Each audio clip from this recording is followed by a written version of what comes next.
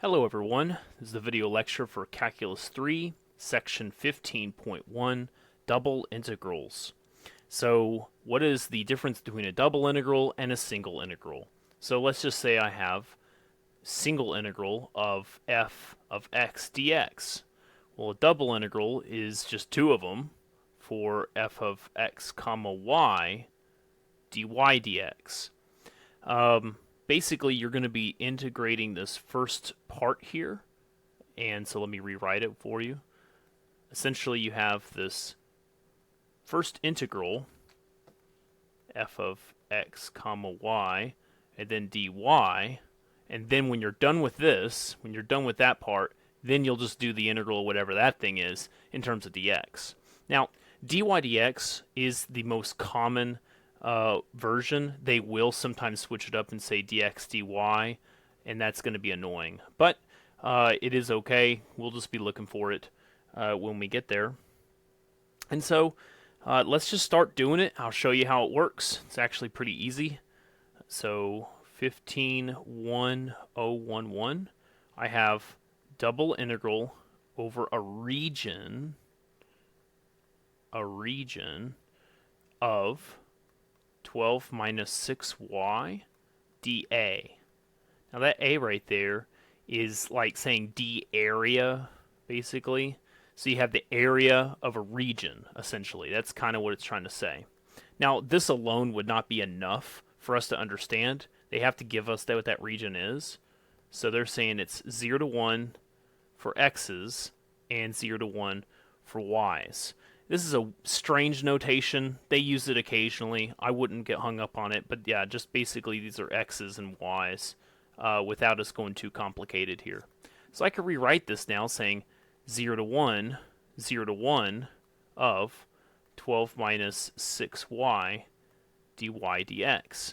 Now keep in mind that when I'm doing this here in a second, this section here, this piece, I'm trying to block it off for you, without it getting in the way, you're going to be doing this first part, this first integral, in terms of the y. Again, y's were 0 to 1, so there we go. And when we're done with this piece, this inside piece, then we'll just do the integral of that thing in terms of x, because x is, again, we're from 0 to 1. So it's kind of like the insides are linked, and then the outsides are linked. So if you're doing even more integrals, which we will eventually, dz, dy, dx, it goes this way and this way. These here are linked, these here are linked, and then those right here. The reason why is because you're just basically using a whole ton of parentheses, and you just work out from those. Basically like that. Sorry that my parentheses are so terrible looking right there. Alright, so this one, and then this one, and then this one. So, working from the inside out. Alright, now that we kind of have a better integral, this is a definite integral here, let's go and find it. So basically what I want to do is I want to first off find what this smaller integral is here. And I have a tendency to just jump into it. I'm going to have to do that at some point, but right now I'm trying to go slowly for the recording's sake, for y'all's sake. Okay, so what is all this right here? Well, you're taking your integral in terms of y. Let's just say you had other letters like x's and stuff. You would treat them as constants, essentially. But when you're integrating, remember that you're adding 1 to the power, dividing by the new power, that kind of stuff. So here we got a 12. Well, now it's going to be a 12y. Here we got a 6y, so that's 6y squared over 2 from 0 to 1. And then whenever we apply that 1, 0 is going to cancel everything. We can finally get something else. I guess you could say it's a number that we can use for the next integral. So that's going to be a 3 times 1, essentially, squared.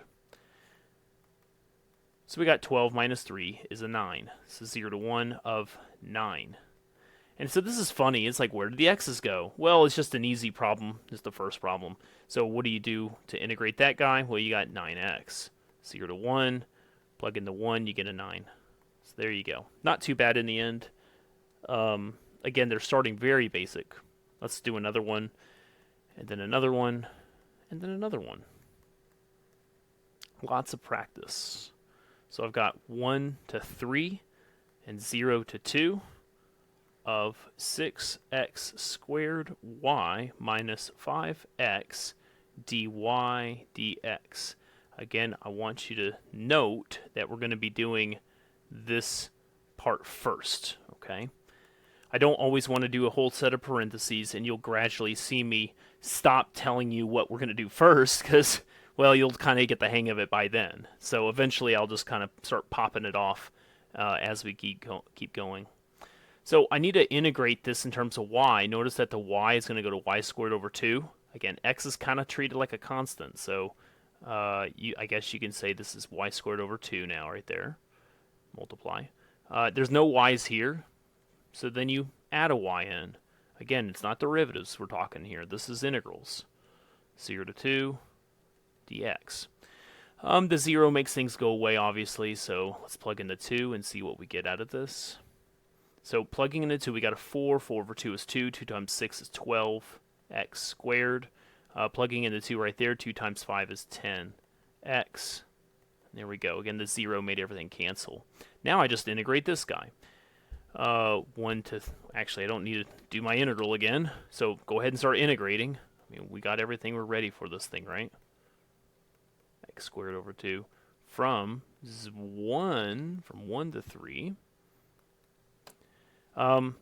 So here, I think we can maybe make it a little bit more simple. 12 over 3 is a 4, x cubed, and then minus the 5x squared from 1 to 3. Nothing cancels here, so you have to plug them all in. It's not too bad in the end. Math, yeah, you get 64. Okay. It's calculus 3. I figure you can do a little bit of math there. Okay. Moving on. 51019. So integral negative 7 to 7, integral 0 to pi over 2 of, here we go, I got y plus y squared cosine of x dx dy. Watch out, they changed the order.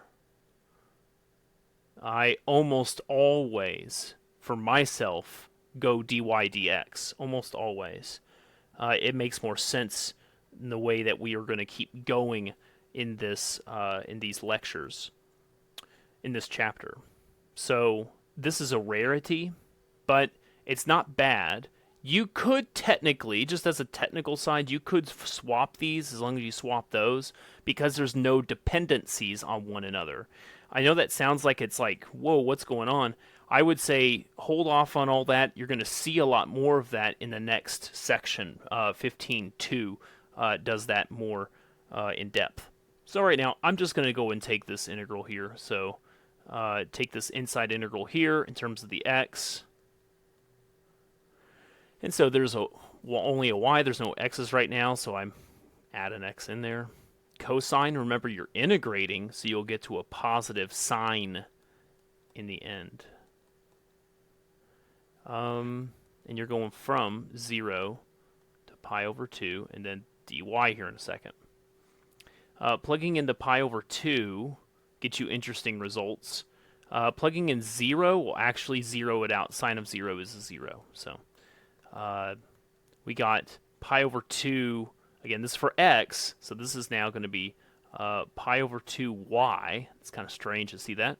And then pi over 2 inside of the sign makes a 1, so then just, well, y squared. Okay, so that's not too bad. Go ahead and integrate the y's now, so pi over 2 y squared over 2 plus y cubed over 3 from negative 7 to 7. Both of those count, they both matter. Lots of math, blah, blah, blah. 686 over 3. I will sometimes plug it in. It takes a while to do. You know, plugging in the 7, you get a 49, and you get some big 343. And because you get the negative in there, one of them cancels out with one another. And that's why you don't have any more pi's in there. It's kind of funny. Let me go ahead and just do it a little bit, okay? I just want to show you. So 49 over 2. when you plug in that one, and then 343 over 3. So all this minus, and now I'm going to plug in the negative 7, which is kind of funny because you still get two negatives make a positive, 49 over 2 right there. And then negative here will be retained, 343 over 3. So in fact, because you distribute your minus sign, this is a negative, that's a positive, they cancel. This two negatives make a positive. You can see how they've doubled it in their answer. They simply just doubled it. So I don't want to do that every time, but it's kind of funny that sometimes they're going to cancel stuff out. That is okay. There's no problem with that, in my opinion. Okay, double integral over a region. Trying to make my R look a little bit better there. Of 3xy squared over x squared plus 1 dA. And again, they have to give me the region somehow. And this time they give it to me in some kind of funky way here. It's just like a point, where as long as it's between these two values. So they're giving me a domain here. Again, because this is a function in terms of two variables, this is actually a domain that we're talking about. Essentially, though, this is a lot of frilliness for eventually we're going to put in my dy dx. So dy and then dx. Remember how this goes this way, while over here dy dx will go this way. On the inside, you just throw the stuff back in, and we're good. Okay, let's pause for a second. You could have done dx dy as well. And so you would start with an integral in terms of x, and then da-da-da-da-da. That is okay. Either way will be fine in this particular problem. So I choose dy dx because that's typically what's going on. Let's just say it wasn't going to work with dy dx, and you're running into issues, and I don't know what to do, etc. We'll just swap them. So what you would have instead for this particular problem, not always, you can't do this every single time, but I'm saying it's okay to do here in 5.15.1. You have the same stuff, da-da-da-da-da, dx, dy. Notice that, again, as long as your x's and your y's are matching up, your insides and outsides, then you should be fine. That's just the scribble. I just wanted to say there's stuff in the inside. Okay, so I'm choosing this way because, well, that's traditional for me, and I think it'll work just fine. So, taking the integral in terms of y, the only thing that's y here is right there. All of this rest of the stuff there is treated as a constant. So you can just toss it in the front. No worries at all. Okay. What happens to y when you integrate that? Well, you get y cubed over 3 from negative 2 to 2. So you toss in the 2, the negative 2. What actually happens is because you're doing this one minus that one, two negatives make a positive, you're doubling it. So think of it kind of like 2 cubed is 8, and then you're doubling it to make a 16. That's at least the idea here. So, yeah. One other thing before we keep, I was looking at my notes. One other thing, I have 3 over 3 here will cancel, which makes it a little bit better. So let's just throw the 16 out on the outside. Again, 2 cubed is 8, and then doubling it because you're doing it again is 16. The 3's already canceled, leaving you with this guy on the inside, 0 to 3 dx. Okay, so what do we do here? I'm sure there's a formula, but I'm just going to simply do basically a u substitution. So I'm going to say the bottom is a u du 2x dx, and then classically we now do dx in terms of du. So these are the two that I'm going to actually use. Didn't circle them very well, but that's okay.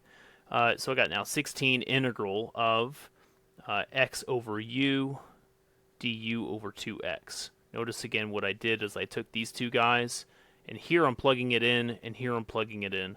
Makes it very simple. I don't know if I've done a lot of that with you here in Calculus 3. I certainly do it a lot in Calculus 1 and Calculus 2. Cancel your x's. That's the intent. And so the 2 can come out, actually. We'll do that here in a second. So 1 over u du. So there's an 8 in the front. What's your integral of this is ln of u. No plus c's, okay? Here's the thing.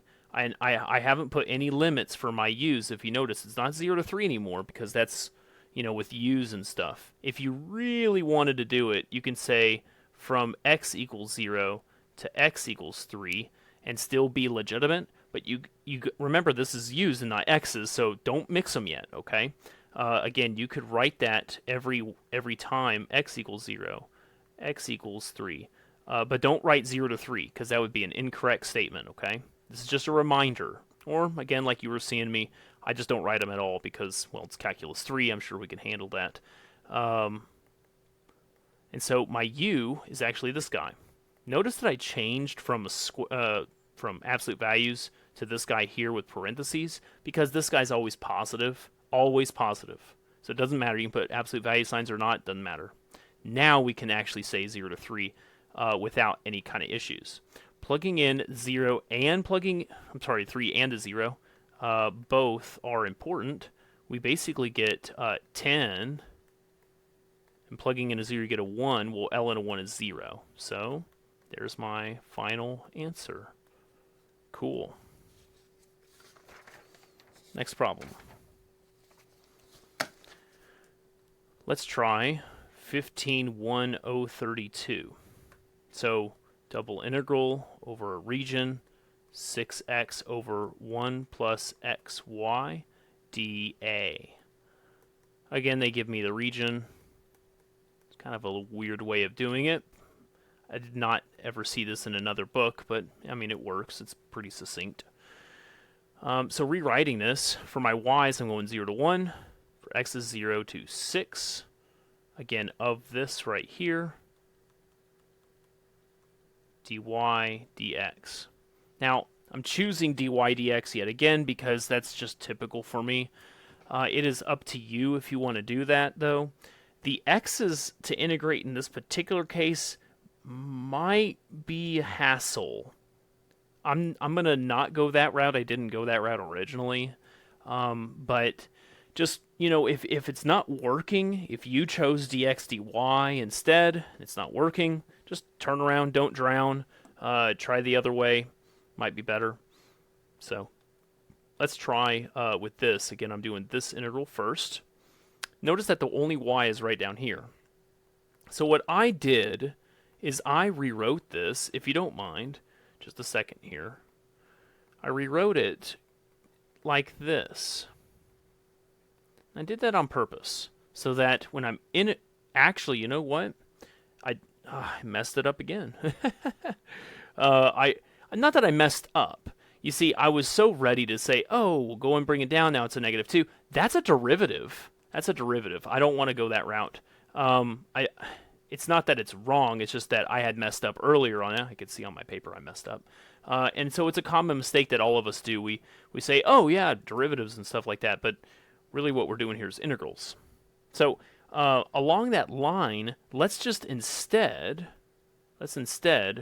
think of this as, give me a second here, as the entire denominator as an entity.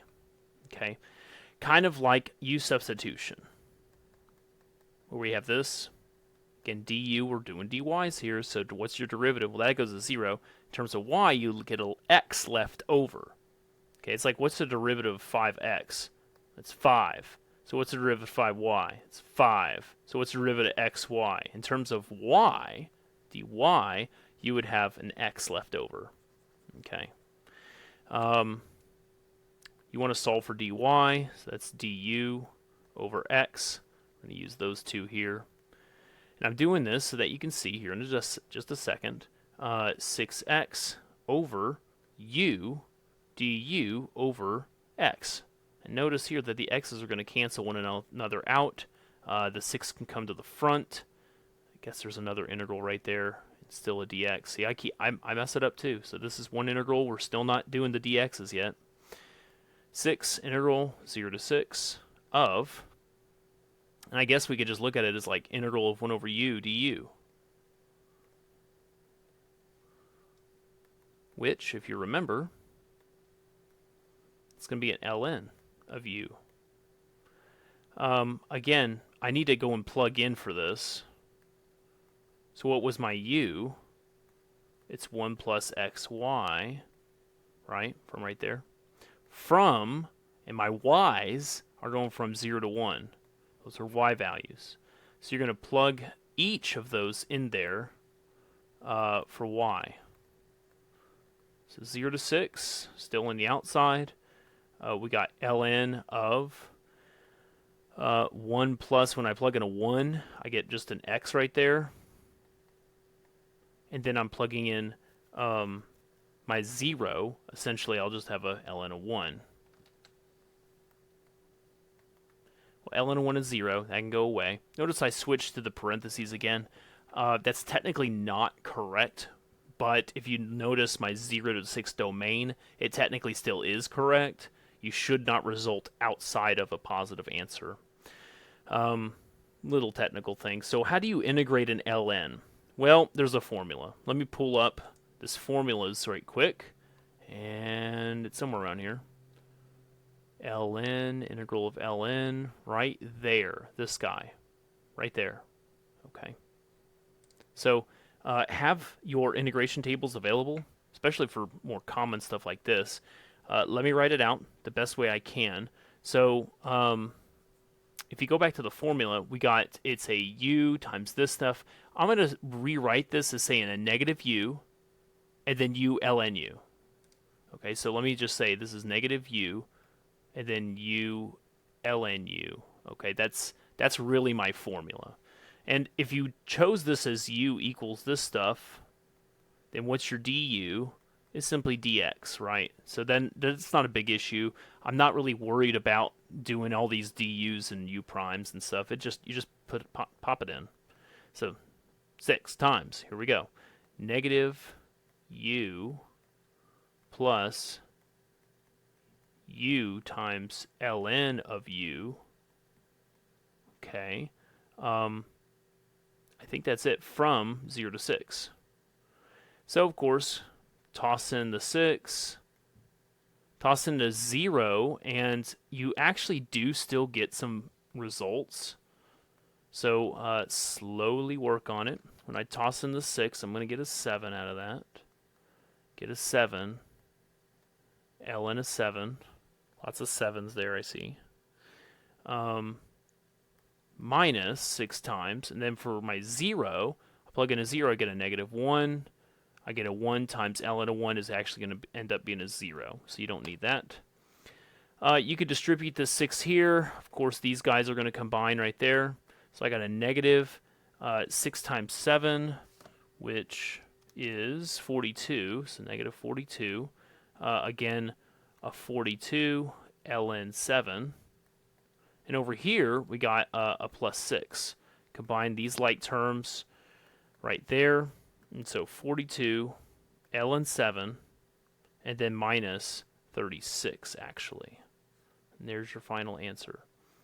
I'm going to tell you I did it a little different on my my notes, but again, it's basically the same in the end.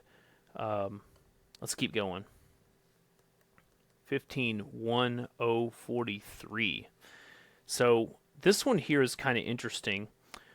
They give us this plane at 4x plus 8y minus 2z plus 13 equals 0.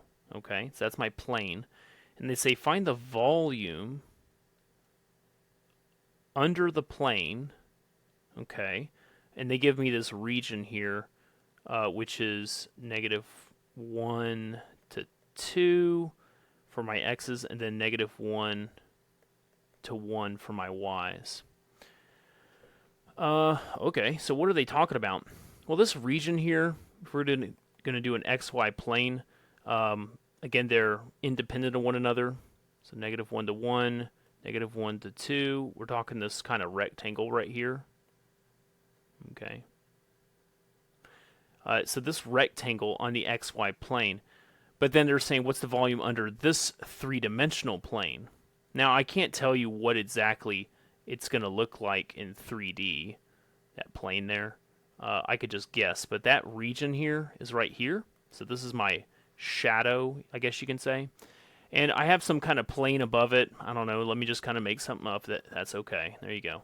So they want the volume that's going to be created here. So all that kind of box area. I guess it would be like flat on the bottom and slanted at the top. Something kind of like that. So what's all that volume inside of that box? Okay. So how does this work? Well, you need, basically your volume is going to be double integral of z dy dx. Oops, dy dx. But really, I should probably have done it like this. Z dA. That's the more proper formula there for volume. I need to get z by itself, and then I can go and solve and stuff. So take this and move it over, and then divide by that 2. And so what you're going to get is z equals 13 over 2 plus, well, 4 over 2 is 2x, and 8 over 2 is a 4y. So this is my plane equation, essentially, which I'm going to now integrate. So double integral of 13 over 2 plus 2x plus 4y dy dx. Okay. I need to find my region, of course. So my y's, they had told me, were negative 1 to 1. And my x's were negative 1 to 2. Okay. All right, let's go. So doing all the inside there first, I need to integrate everything in terms of y. Well, that's going to be 13 over 2y. There's no y's here, so 2x y. And then there is a y here. Y is going to go to y squared over 2, cancels with the 4 to make a 2 on the outside. There you go. From negative 1 to 1. It gets a little pesky about plugging stuff in at this point. Oh, notice I messed up right here, didn't I? Look, it's negative 1 to 2. Look at that. Watch out, okay? Watch out. Plugging in a 1, it's not too bad. You're going to get 13 over 2, 2 x's, and then another 2, essentially. Plugging in a negative 1, it's kind of interesting because you'll have 2 negatives make a positive, so these are added here. But here, the square is actually going to cancel itself out. It's kind of strange how that works, but basically this part is not going to be part of your final answer, I guess you can say. So I'm doubling these, and then, well, that's it. So doubling 13 over 2 will make just, well, 13. And again, the y's were 1s. And the same thing here, y goes to 1, but I'm doubling that to make a 4x. So when I'm telling you this stuff, like, oh, it's doubling and all this stuff, I'm actually just doing the math, but I had done it all in my head. And I basically did it beforehand also. I'm just more like a memory tool, but when I'm looking at it, I'm seeing the symmetry. And that's why I can say that this guy right here, when you start plugging stuff into this one, you go and do the math, and you'll say, oh, dang, it just canceled. Yes. Not always is things so nice and easy like that. But when you see them, it does take a little bit of a load off. Let's go ahead and integrate this. So I got 13x plus, and then again the 4, got x squared over 2. The 2's cancel, make a 2x squared from negative 1 to 2. These certainly you're going to be plugging in, all of them. And, well, the answer is 45. So there you go. I always feel like I'm just leaving it to you to figure out at the end. Well, you know, and I got an answer. You know what's kind of funny about that is, I think I'm going to show you in another section here, but assume this right quick. Let's just kind of take this for a second. And what if you were to put this guy into a graphing calculator? Now, whether or not you can use them on exams and stuff, certainly it's a tool for the homework. So your TI 8384 will do this. Your, super awesome Casios will do this. Every graphing calculator in some way should be able to do this, but how to get it done is not always the easiest to describe here. Certainly, I'm not going to bring up every kind of calculator I can imagine for this recording. But your calculator, if it's a graphing calculator, pretty much can do this in some way or another. And just telling you, you can put this guy in, calculator, and you get 45 straight up. So our goal here, I don't say is to do this every time, but sometimes it is easier just to go ahead and skip to the calculator. What your calculator will not or should not do is basically from the beginning and be able to get you an answer. This is out of its range. If your calculator can do this, that's illegal for exams. So that's not our point here. Our point's not to say calculator, get an answer. But it is a helpful tool halfway along the way if that is a possibility for you. Certainly on the homework, I would suggest using it a little bit, just so that it's maybe a little bit faster. Certainly that's a Calculus 1 kind of question, so it's not like you're learning anything significant here. Lots of things, and it's a great double checker too. I used it quite often to double check myself. Okay, that aside, let's keep going. I got 2 more questions, and then we're done with this section. So now 15.1.045. It says find the volume under, and then they give us this x squared over 9 plus y squared over 16 is equal to, plus z equals 1. And then they give me this region again, -1 to 1 and -3 to 3. Okay, awesome. So what is this here? Well, if you were to take your x's and y's over to the other side, you get a z equals. So there's your function. That's your f of x, y, essentially.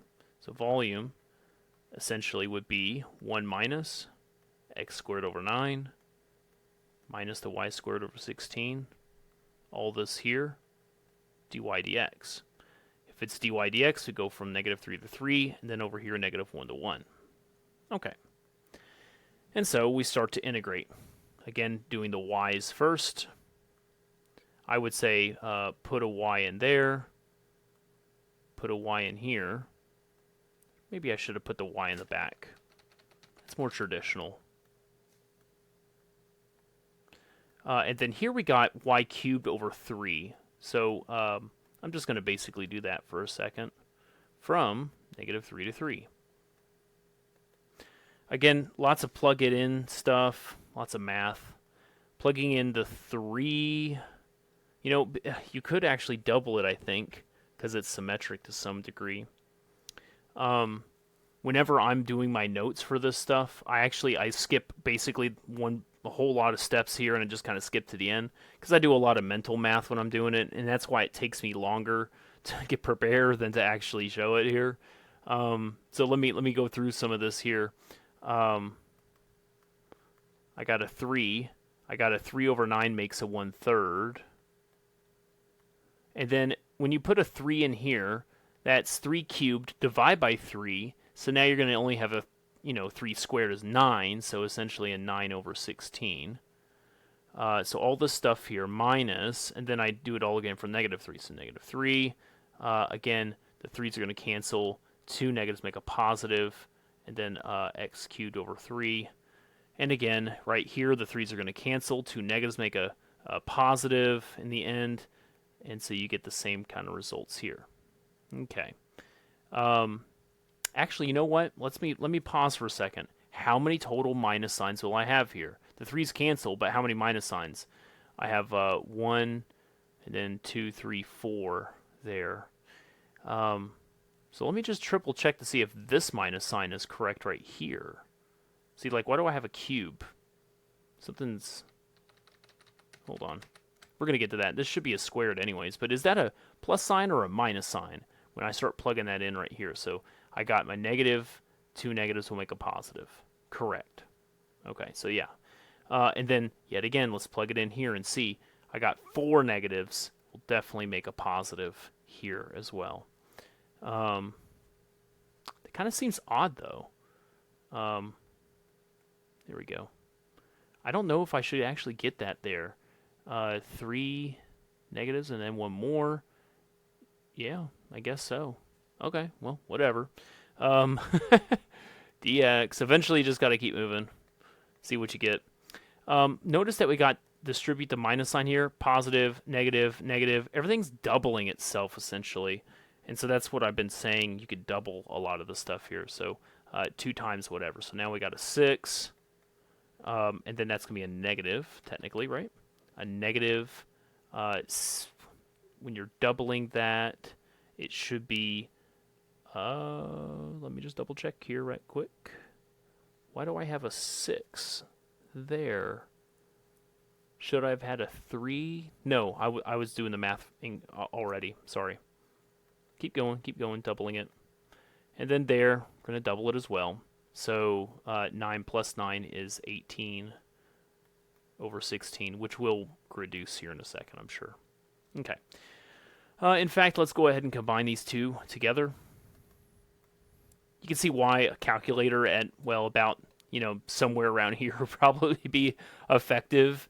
But, either way is fine. 6 minus 18 over 16. Math to frac. So I got 39 over 8 minus 2/3 x squared. Okay. When I integrate this, 39 over 8x minus 2/3 x cubed over 3, these 3's are going to combine to make a 9. Like that, from -1 to 1. Again, these are both odd powers. When you plug in the 1 and the -1, two negatives make a positive, etc. You're doubling it again. So in the end, you're going to get 2 times 39 over 8 minus 2 over 9. So 2 times 39 over 8 minus 2 over 9. Math to frac again. And sure enough, got the same answer. My notes have something different than this. That's why I'm kind of using my calculator as I go along. So there we go. Cool. That was good. Okay. One last problem. It's a short one. 151048. So they want the volume of this shape. They want to stay in the first octant. So they're telling you all this. And it should be bounded by... and here's some stuff here. Z equals 16 minus x squared and y equals 1. So those are my bounds. First off, what is this? So I'm going to draw a three-dimensional shape as best I can to show you what's going on here. First off, what does y equals 1 look like? Well, let's say that's 1 right there for y. And again, what is z? What is x? It doesn't matter. So I'm just going to say that this big old plane right here is a cutoff line for that. If you were to see z equals 16 minus x squared, I see it as x and z like this, and then it's an upside-down parabola. So from here, it's an upside-down parabola. And this would extend, of course, this way, and even right on that plane. Again, we're trying to keep it in the first octant because it said so. Okay. So what are we looking at here? It's kind of like a half hoop, and it cuts itself off. This is x, this is y. You're looking down the z-axis, and it extends out again just a little bit of like one distance there. Okay, so that's my volume. That's my shape, and now I need to find that volume. And so we need to find double integral z dA, essentially. And so my z is already given to me, thankfully. And I'm going to say dy dx. My region, you can see this bottom part of the graph here, would be my two-dimensional region. And if you notice, where's my x going to go? I don't know yet, but I do know my y ends up at 1. So where's my x going to? Where's this parabola hitting at x? Well, essentially z equals 0, right? So I can move this x squared over. X squared equals 16. So x is plus or minus 4. So we're sitting over here at 4. That's at 1. Here we go. So then my y's are 0 to 1. My x's are 0 to 4. And go. So here we go. Let's figure out this integral. 0 to 4. Integrate in terms of y, basically just, it's kind of funny. There's no y's, so just pop a y in there. 0 to 1. Plug on a 1. And what you got is back to what you started. So kind of funny how that one works. Again, you could just go right to calculator, but I want to do this one with you, of course. We need to do sum by hand at least from 0 to 4. The 0 will cancel everything, but the 4 we can plug in. 16 times 4 minus 4 cubed over 3. 16 times 4, calculator, minus 4 cubed divided by 3, math to frac, and yep, 128 over 3. So you can hear me talk calculator, math to frac. That's the fraction stuff. I'm basically using a TI right here. For your Casio, it would be FD button. Definitely a very important thing. Those are on scientific calculators. Those are on graphing calculators. It's everywhere. So that one I have no worries about you using. Okay, that's it for this section. Thank you very much. Have a great day.